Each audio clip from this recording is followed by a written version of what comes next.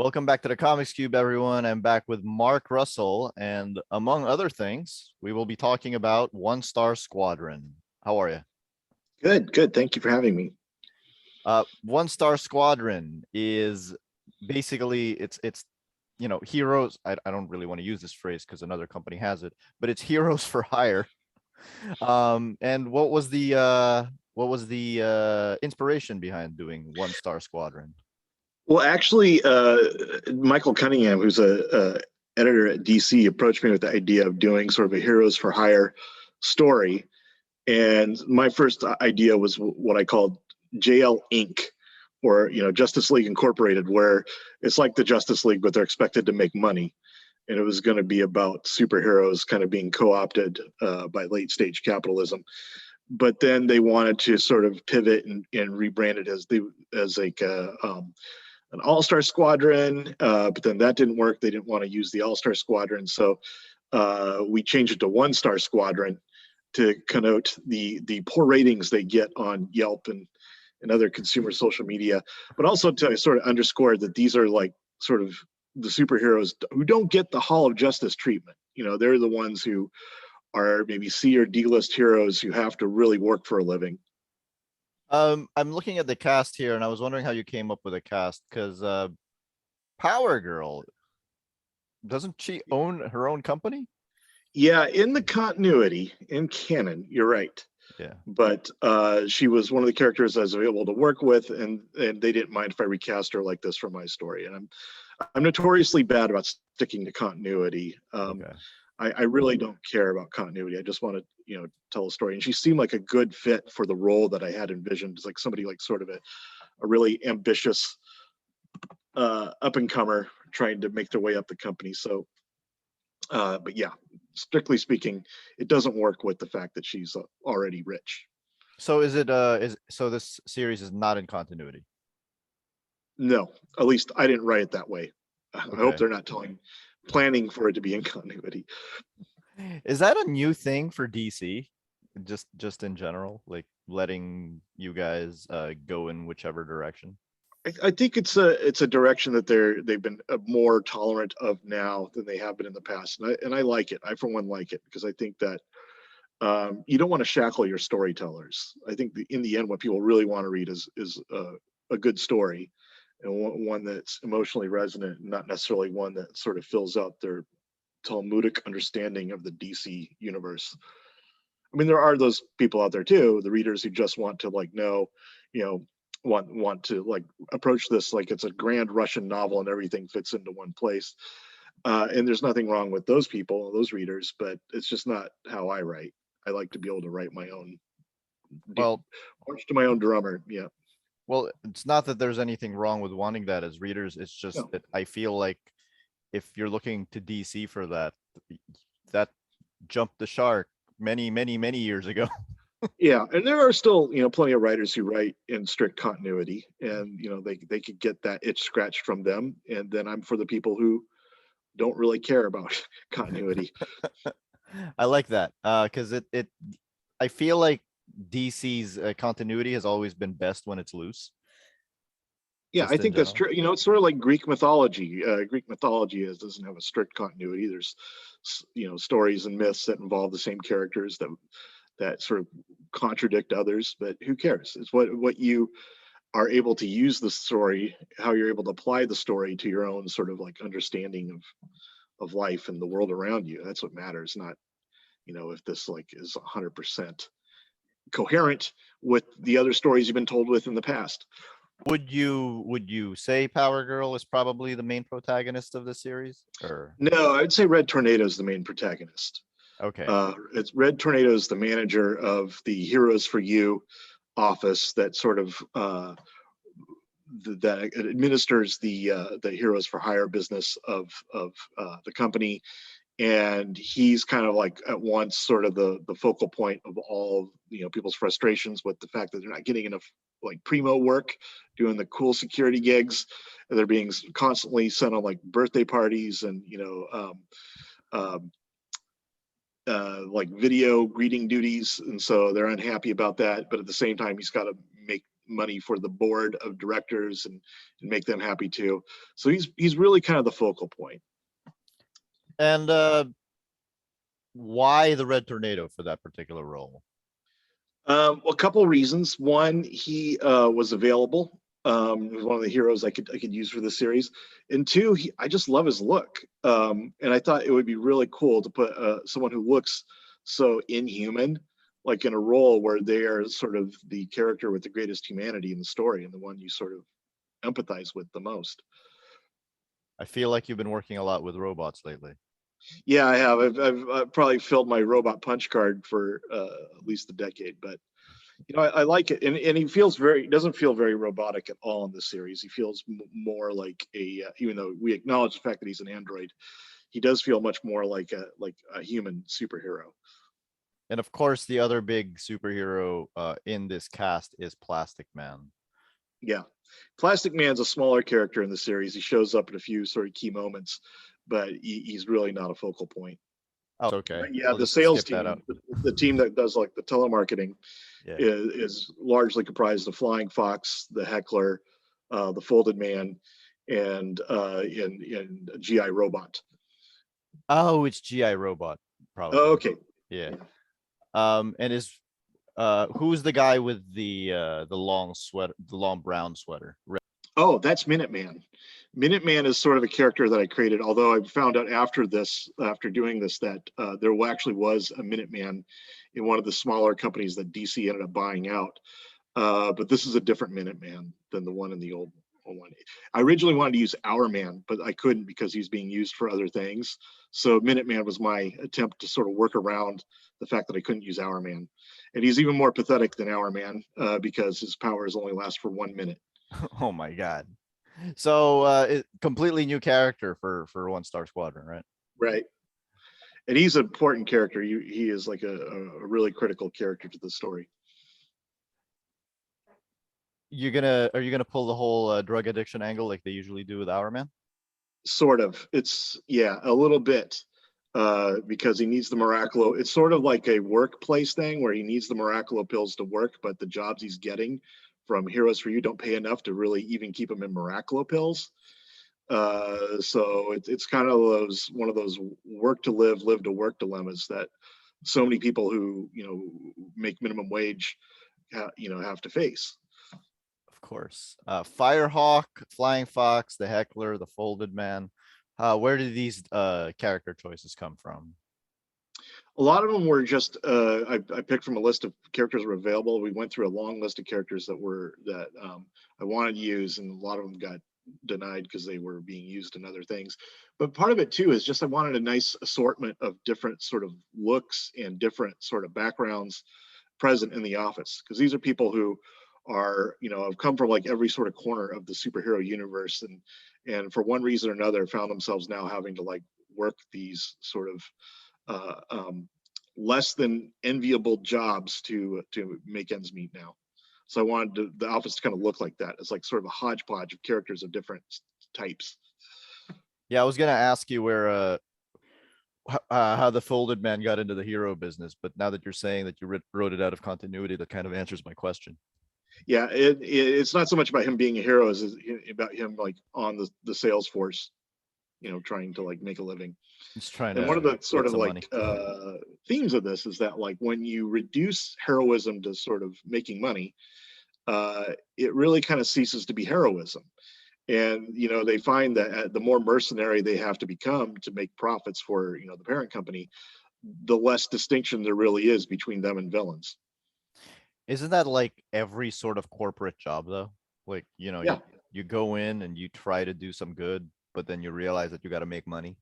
Yes, and it's the got to make money part that like I think absorbs the good you're trying to do into this more sort of amoral, amorphous thing where it just becomes what it is. You're doing good and bad simultaneously, and you really, it's like you are not really deciding where you go. You're just in a raft on a river, and the river decides where you go. And you can maybe paddle a little to the left or a little to the right, but ultimately your destination is where the river says it is. Do you have or you have a particular attachment for JLI? You said you were originally going to name this JL Inc. You've got several characters here, like especially the Heckler, who was created by Keith Giffen, one of the Yeah. co-writers of JLI. I like the JLI a lot, but I really was just wanting to tell this story and trying to find the right sort of avenue in which to tell it. Okay. I want to thank you for including Gangbuster because he's an old favorite of mine. Good. Yeah, I hope you like it. I mean, Gangbusters is like him, like older, and he's sort of like at the tail end of his career as a hero, and it's kind of a sad tale. But I hope you like what I do with him. Working with Steve Lieber again. For the first time. Oh. Yeah, no, I know. It's easy to get all the Steves mixed up. I tend to work Steve with Pugh. Yeah, Steve Pugh and I did the Flintstones and Billionaire Island together, and Steve Byrne and I did Wonder Twins together. This is my first time working with the Steve Lieber. What's it like? How's he like? Man, he's like a legend, and I think part of what I like about working with Steve is that he likes to make his own jokes. He likes to sort of put his own sort of like humor in the drawings. So it creates this sort of unhealthy one-upmanship where it's like, oh, I got to keep up with Steve Lieber now. So I really like that dynamic where you feel like you're more than the sum of your parts, or like a friend. He feels like a friend who kind of would get you in trouble in high school because you always try to like push the envelope a little more when you're hanging out with him. You got to be one step ahead so that he's the only one who gets caught. Yeah, you can't embarrass yourself around them. You gotta live up to the bar. Do you ever feel the need to one up him so much that you put some words over his art? No, in fact, I have the opposite impulse. I want to like get the words out of the way more, and I do a lot more like deleting because the artwork usually does the work that I was trying to do. I was like, well, this line suddenly doesn't need to be there anymore. You can see it all from his reaction where, this would be better if it was just 2 or 3 words. But yeah, a lot of times, like when he sends back a drawing, it wasn't what I envisioned at all, but it inspires like a completely new sort of like dialogue from me. So I think it's a good relationship. And I think that's what you want in an artist, is like somebody who's not just going to like, just transpose what you said onto the page in the most predictable way, but someone's going to bring their own creativity and life to the story. I think the first piece of promotional art that came out for this was that painted pinup of Red Tornado outside the 1-star. Are they actually called the 1-star Squadron? Yeah, well, I mean, no, that's what they're sort of informally and derisively called. The name of the company is Heroes for You. And originally, I wanted Heroes for You to be the title of the series, but for whatever reason, they said they did not want us to use that as the title for the series. They wanted to initially to make it like an All-Star Squadron thing, and then they decided that they didn't want it branded All-Star Squadron. So then the way we kind of worked around that was that we just changed it to the 1-Star Squadron, which seemed fitting because they often get 1-star reviews online. They're not that good. So yeah, I think the first promotional pinup that came out was that painted cover, and I thought it looked beautiful. Oh, that's Steve Pugh's cover. Yeah, I know which one you're talking about. Where Red Tornadoes. It looks like a Edward Hopper painting, where he's just kind of looking elegiacally into the window of the business, and it's like dark and raining outside. Yeah, it's a beautiful cover. It's probably my favorite cover artwork I've seen for the entire series. I hope they make that the cover for the trade. Even before I read anything about it, I saw the cover and I was like, well, that's both sad but also really absurd. Yeah, it really is sort of a good sort of synopsis of the tonality of the series, where it's like, well, this is kind of weird, but at the same time, I can tell this is kind of sad, and yet it's about the sort of brightly colored superhero world in like sort of a darker, rainier reality of economic decline. Now we know from reading your work that you and you did mention the themes of this book, that you like talking about contemporary politics and social situations, no matter how crazy the book you're doing is or how funny it's supposed to be.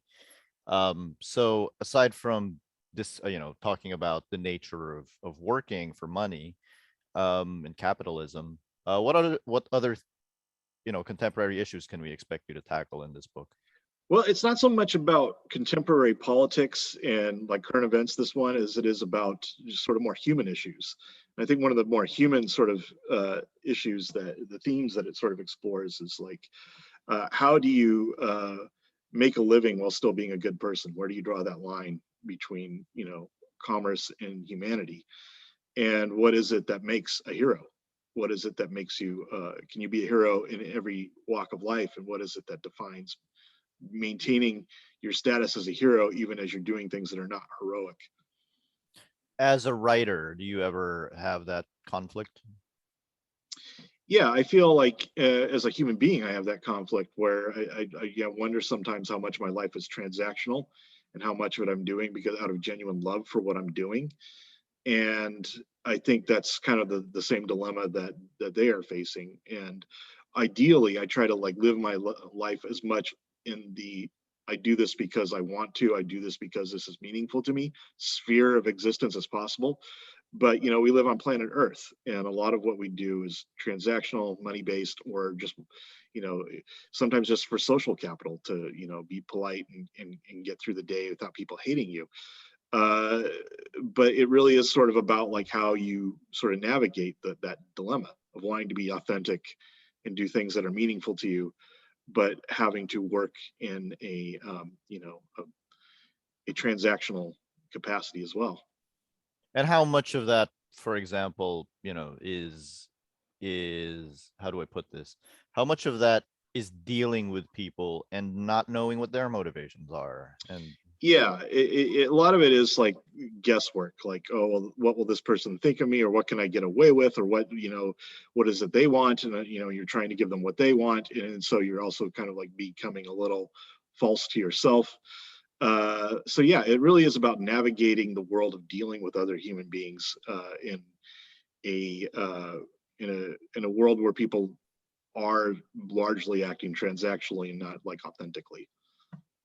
One Star Squadron is out on December 7. How many issues is it? We're going 6. We're going 6 issues. What Yeah. what would you say is the main thing that sets One Star Squadron apart from other superhero comics that have had, business heroes for hire, heroes business Yeah, I type? think the thing that sets it apart is that it's not just a workplace comedy. I think it's a comedy about what it means to be a human being in the 21st century, and I hope that people also find it very emotionally resonant. And to me, that's kind of the most important thing I felt while writing the story. Wasn't the satire, wasn't the hero element. It was more just sort of like I emotionally connect to these characters and what they're going through because a lot of it I've been through myself. A lot of it I based on my own experience from my day job before I was a full-time writer, which was basically working in management at a public university. And so a lot of it's based upon those dilemmas that I experienced. And I think that that's kind of what it meant the most to me, was a chance to sort of talk about these dilemmas and these sorts of issues that I felt in my own life. So it's less political, I think, than it is personal. Speaking of, so One Star Squadron is out December 7th, and it's by Mark Russell and Steve Lieber, both Eisner award winning. Well, I'm Eisner Award losing. I've been nominated for like several Eisners, never won one. I did win a GLAD Award for Snagglepuss, but yeah, never an Eisner. So Eisner Steve's won nominated. an Eisner. Steve Lieber has won an Eisner. I'll ride his coattails. And but you're both award winning. So yes. So speaking of robots and artists, not all robots. That's been quite a ride. Yeah, I'm loving how that's turning out, and yeah, I think a lot of the credit goes to Mike Deodato, and the realistic approach he's taken to the robots, I think, just works perfectly with the sort of satire in the script, because it gives it this real deadpan quality, which I think is really kind of the soul of the comic. I was gonna say, because I'm reading it and I'm very aware that it's a Mark Russell script, and I can see the satire, but I'm thinking, like, for people unfamiliar with your work, and looking at Mike Deodato's artwork, they might just take it straight up. Yeah, no, and that's perfectly valid. I kind of like the fact that this looks like a straightforward, sort of sci-fi story, but then characters are talking, they're delivering these sort of really ironic lines and stuff. And so I really think it's a great mashup of styles, and I And have Mike mostly to thank for that. is Mike seems completely different from all of the artists that you've ever worked with, because he does all of Yeah. these things with the panels, he does the texture. Yeah. Yes, he's very different than what I've worked with in the past. And when he was originally proposed to me by AWA, I wasn't entirely sure how it was going to work, because I mostly know him from his Marvel stuff. I was like, well, I'm not sure if that style will work for this sort of satirical sci-fi, comedy about robots. I was picturing in my mind something more like Futurama. But then when I saw his artwork that he was his initial sketches, it just sort of clicked with me. I thought, yes, this is actually better than what I had envisioned. This is the style we should be doing this in. And yeah, I think he was just an inspired choice. How do you go from an idea about commenting on toxic masculinity to doing a comic like Not All Robots? Like, where's the thought process there?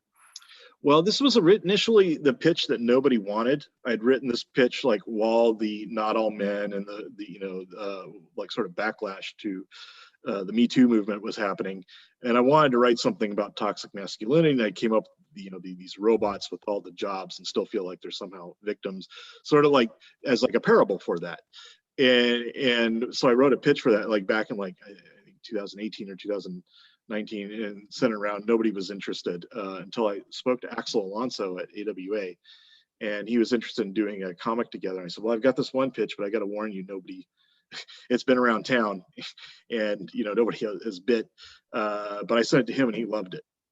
So because the pitch was written several years ago, the story has evolved from that to be, I think, a broader parable about how we tend to reduce people to economic functions, both, and that's kind of the source of why we resent each other, I think, so much.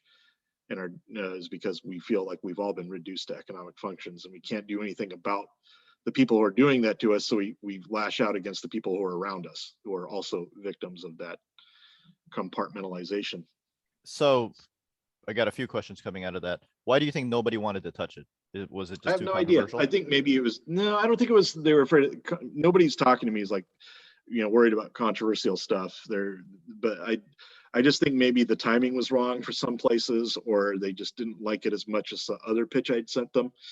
But for one reason or another, it just sort of never got traction with anybody until AWA picked it up. Okay. And with that parable about economic functions, do you think that the reason such things as toxic masculinity exists is specifically because men are traditionally conditioned to bring home the bacon? And yeah, I don't want to say exclusively because of that, but yeah, I do think it is a huge factor in that men feel like the way we've created gender roles in this planet. This is the thing men have to, so I think, sort of understand, is that they feel like the gender roles serve them, that they've got the winning ticket on this one, and in traditional gender roles. But even though it's obviously the division of roles is much worse for women than it is for men, and the way we've crafted the division of labor between the division roles, between the gender roles, it's still not even good for men. It's horrible for men, because you're basically reduced to being a dick with a wallet. It's like, this is what you are good for. It's like, providing money, and it reduces, you have to wonder if someone actually ever loves you, or if they just need you because of the money you bring home. So these roles of the men being the breadwinners who have to go out and make all the money, and the women being the one that the basically domestic servants, even though the men have all the privilege, it doesn't even work out for them. And I think that one of the lines that sort of resonated with me when I was writing this was, there's a moment where Cheryl, who's like the mother, and the human mother in the house, is talking to Snowball, the house bot, and she said, yeah, if I'm being honest, I live every day in terror of you, yet I know that you're scared too. So what does it say about a world when even the people you're terrified of have to live in fear? Mhm. And I feel like that's kind of my, my synopsis of how, when you divide people into different camps and put them in opposition against each other, even it's not even good for the people who have the upper hand. Because then their identity gets completely wrapped up in it. Technically irreplaceable if you find somebody who can earn more. Yeah, and you begin to resent the people that you're ostensibly put in opposition to, and so no one gets to be happy. No one, no one gets to feel like they're in the place they're supposed to be. Isn't not all men, not all whatever. Isn't that just the dumbest argument for anything? Yeah, that's kind of why I gravitated to it, because it just seems, it's like, well, what about all the? It's like you call the police and report a burglary, and it would be like with the police. Well, what about the people who didn't rob your house? It's like, no, what kind of response is that? Or like if somebody gets sick of COVID and then oh well, what about all the other diseases or Yeah, the other viruses? it makes no sense as a rebuttal, other than it's like a transparent attempt for someone to sort of salve their own internal guilt. It's a complete deflection. You wrote in the intro to issue 1 that writing at its best is an exercise in forced empathy. So, I gotta ask, as you're writing, do you ever find empathy for people in real life that you may be disagreeing with, or maybe Yeah, not even like? and I feel like there's empathy even for the robots, even though they're ostensibly the villains in this piece. The empathy is this: the empathy is that they don't realize they've been lied to. They've bought into a toxic lie, which even though it gives them enormous power, does not and cannot ever make them happy. And how does that translate to your real life? Well, I think this is what we have to do, is to sort of like expose the toxicity of the lies upon which we base our opposition, or upon which the opposition is based, so that hopefully not all of them, obviously, but some will begin to realize that they've bought into a lie that only serves the people who made it up and does not serve their best interests, and in fact drives them away from any sort of human connection to other people. Is it possible to find empathy for the people who made up the lie? I don't find a lot of empathy for them. And in the context of the Not All Robot story, that would be like the ruling council who basically handed the world over to the robots, but then decides that they can make a better model of robot and then immediately throw out all of the robots the moment they're obsolete, which again, I think is the source of a lot of the frustration and the feeling of victimhood of toxic masculinity, is that these guys are being increasingly thrown to a curb by an economy that doesn't really need them, and not unable to grasp that it's the outsourcing and the corporations, the capital strikes that are making them feel marginalized and small. They lash out at feminists, and they lash out against immigrants, and all the people who are also victims of that system. And we talked about this on Facebook, but like, how do you reconcile all that empathy with people who end up defending people like billionaires who clearly don't need defending? Well, to the extent that I have any empathy at all with them, it's just that they've made a tragic mistake, and they believed they bought the line on somebody's propaganda, and it's going to inevitably lead them to a bad place.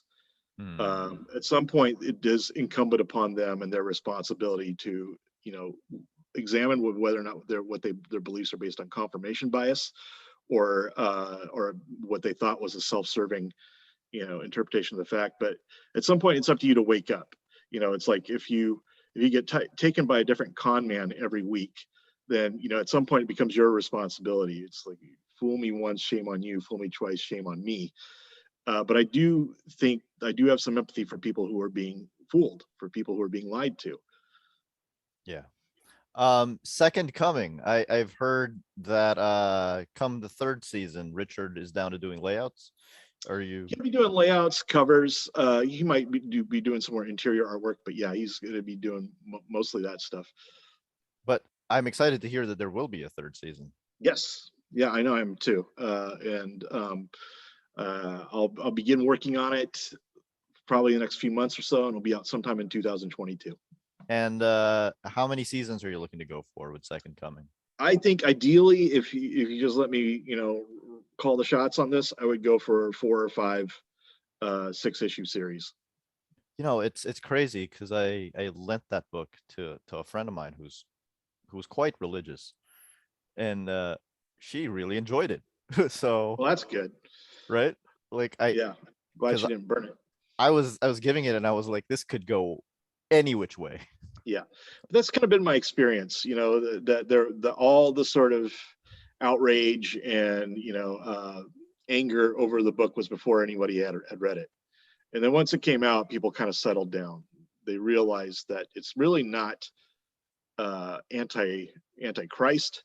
It's not in no way sort of against Christ. It's really more about a parody and a satire of the institutions that have been built up around Christ. And in fact, the big failure of those institutions is they don't live up to the noble sort of ideas that Christ had. And I think he was by no means the only guy to have this idea, but I think one of the most radical ideas of the ancient world was forgiveness, which Yeah. must have seemed just like mind-blowingly like radical to in a world where the only ways to motivate people were with bribery or punishment Or fear. yeah, exactly. It's like, well, yeah, fear of starvation or fear of the lash.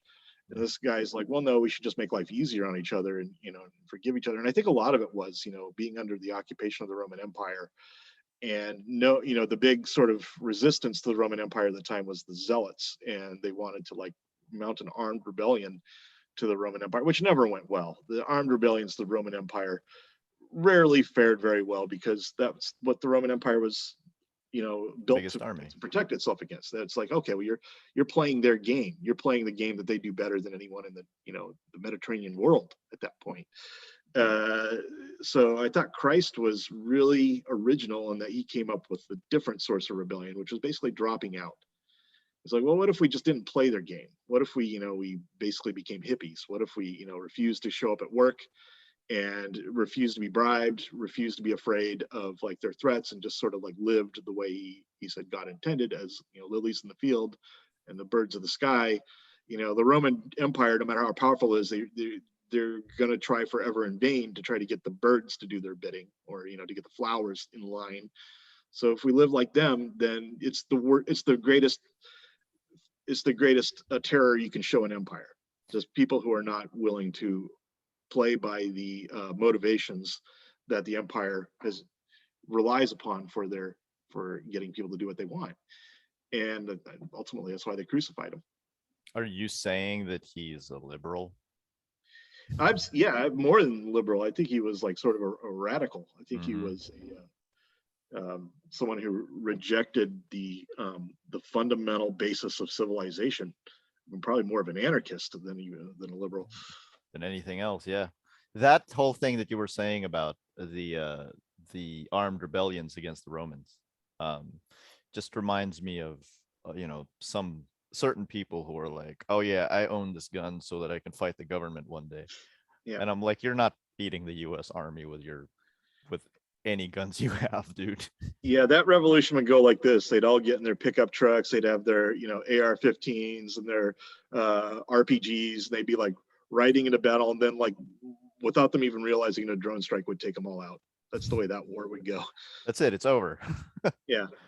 Somebody sitting in like a couch in an office in like a trailer somewhere with a joystick would just guide the missile to their convoy of rebel vehicles, and then they would go out for sandwiches after that. And it's over, like just like that.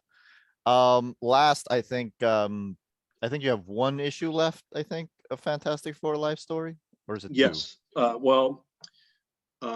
I think you're right. Issue 5 just came out recently, and there's only 6, so one more. The finale. It's incredible how you've been building up Galactus.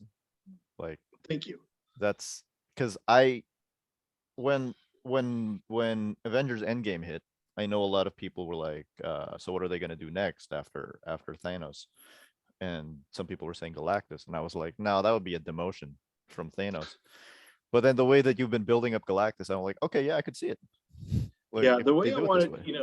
what I didn't want to do was this sort of thing. I have the advantage of telling one story over 6 issues that spans decades, so I can make the threats more ominous and more, cosmic in nature. Because I didn't want to be like the series where there's like a different, they're fighting off 3 alien invasions a month. I want it to feel like the way I think an alien invasion would really happen, where it's like they're coming, you're trying to best prepare, but you're just not technologically up to the task. And when they come, you're just basically doomed at that point.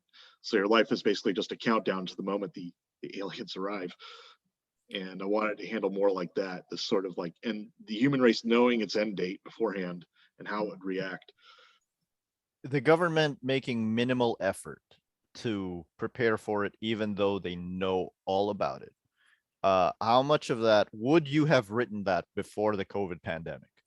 Well, actually, it was more, I think, based on sort of the climate change, on That too. the idea that there's this existential threat to the entire planet that we all know is there. We all know is real. At least those of us living in reality, and yet we seem utterly incapable of preparing for it because it requires cooperation and political will on a scale that we're just not really.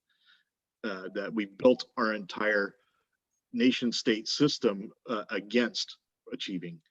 So it'll be interesting to see whether or not we're able to survive it.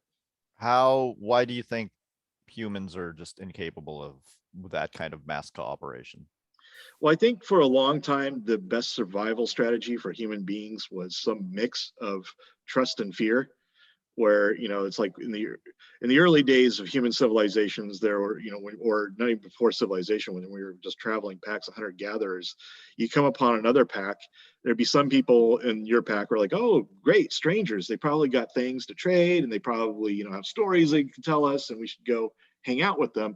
And then there were some other people in the tribe who were like, no, no, no, no, if we go over there, they could stab us, they could steal our fruit, a lot of bad things could happen when we go there. So what happened was these two groups would negotiate something in between, where they would create some means of like gradually trusting the other group, or they would send small groups of emissaries to talk and trade, knowing that the larger groups were safe and waiting to like defend them if anything happened to them. So they created this sort of negotiated system that worked on both levels. And for most of human history, that was like kind of the optimal way of interacting with other groups. But in the 21st century, when we all share this common threat, and we've built these massive militaries and these borders, which is like the fear part of the tribe has gotten way too powerful, and the cooperation part of the tribe has been all but drowned out. And all of a sudden, the pendulum has swung, where our mutual survival really depends upon the cooperation people in the tribe taking over. And so we gotta take the reins on that one. Yeah, I mean, I think the Cold War basically handed the game over entirely to the fear-based people, but climate change and the pandemics and stuff should similarly throw the entire game back to the cooperation people, and that should become our de facto response to crises now. But the problem is you have to find a way to get the fear-based people to give up political power one way or another. There's so many of them, and they all just took over the world in 2016. So Yeah, and I think that's kind of like, we all kind of know that the end is coming, or that we're facing some major challenges. And there's two sort of major approaches to it. There's people who are like, well, we need to cooperate, we need to like build infrastructure to allow us to survive the changes that are coming, and change the way we do business radically. And there's people like, no, we just need to build up our borders, and we need to keep people out, and make sure that we're the only ones who survive the coming calamity. In a lot of ways, I think Trump represents in all the in the global fascists around the world, who are the populist fascists who are in control of several countries around the world. That's sort of like them thinking that they're going to be the one fish that survives the water going bad in the aquarium, and they're going to survive by hiding in the little Peter Castle. yeah, as if that's going to work, right? Right. I think nationalism is ultimately going to be an act of suicide for every for us all if we decide to go that route. And these people who deny climate change, their whole thing sometimes is like, oh, the climate always changes. Like I Yeah, saw the that's climate true. change today, and I'm like, that's the weather. Well, yeah, the short-term changes of weather, and it's true that the climate has changed, over the geologic periods of the Earth. But we happen to live in like a really sweet spot called, the Holocene kind of created the sweet spot where like the climate was just right for like civilizations to flourish and for us to live on this planet in large numbers. And yet we're screwing ourselves out of the Holocene. In fact, most climatologists would say we're already in the Anthropocene, which is just a nice way of saying we're turning the climate from something which we are ideally suited for to God knows what. Oh man. Okay, here's my last question. You've been compared by readers, by professionals, to the legendary Steve Gerber. How do you respond to this? Oh, I'm very flattered. It's a great comparison. I'll take that any day of the week. That's awesome. So that's basically it. One Star Squadron is out December 7th. You've got one more issue of Fantastic Four Life Story. You got one more issue of Not All Robots coming out, I think. That's Four? correct. Issue 5. It's only 5 issues long, but yeah, issue 5 is number 4 is just out now, and issue number 5 is the last one. And also Second Coming, season 2 still coming out. Right. Thank you, Mark Russell. That was awesome. All right. Thanks, everyone. Thanks for having me.